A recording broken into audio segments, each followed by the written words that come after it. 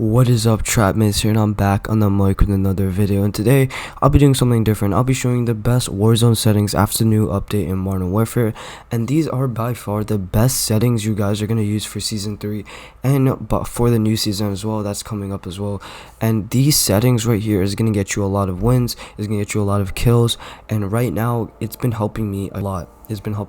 So I'm gonna give you guys these settings, and hopefully it does help you out.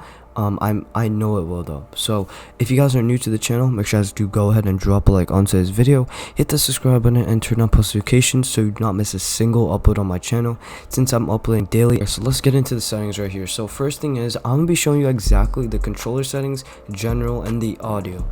Now I'm not going to get into a deep detail on the controller because I'm going to be making a separate video on that.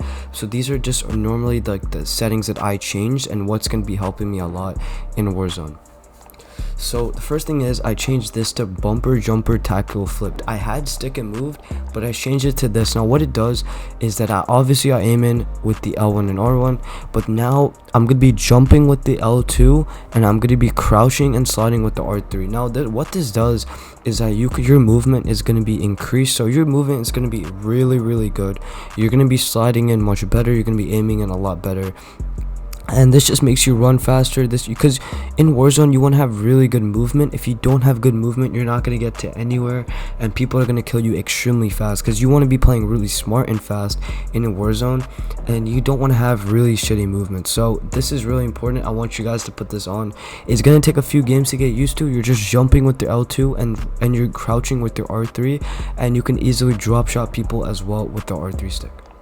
Next thing I have is default, because I don't really mess around with that. We have disabled for the invert and the dead zone. Now dead zone, also made a separate video on that. Click on the top right if you guys want to calibrate your dead zone. But yeah, so this is dead zone. I use 0.04. I calibrated mine, and this is what works for me perfectly.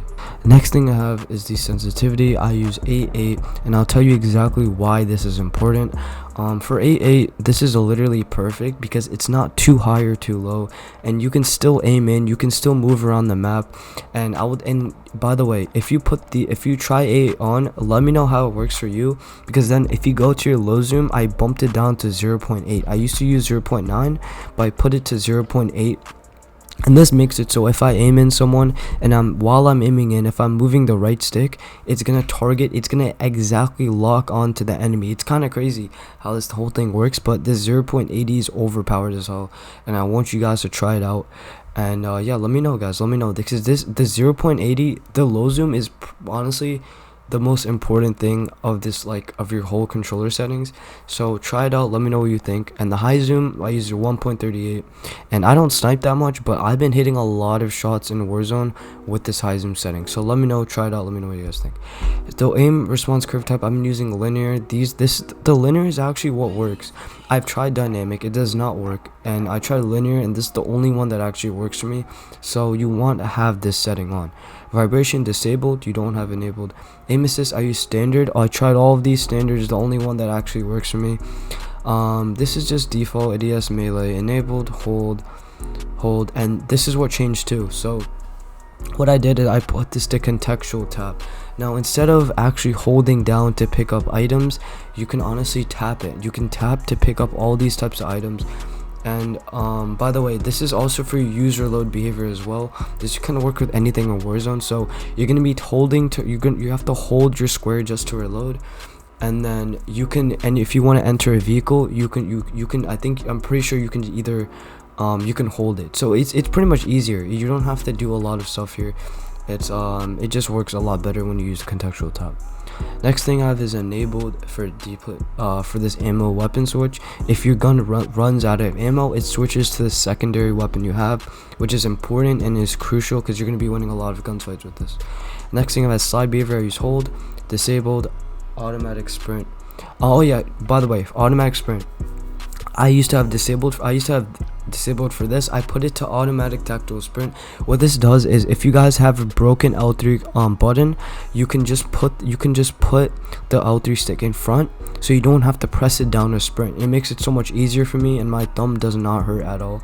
So it just makes it easier for you. It's just something that's really convenient. So try it out. And yeah, let me know in the comments what you guys thinking of these settings. If it's helping you, let me know. And if it is helping you, drop a like and don't forget to sub.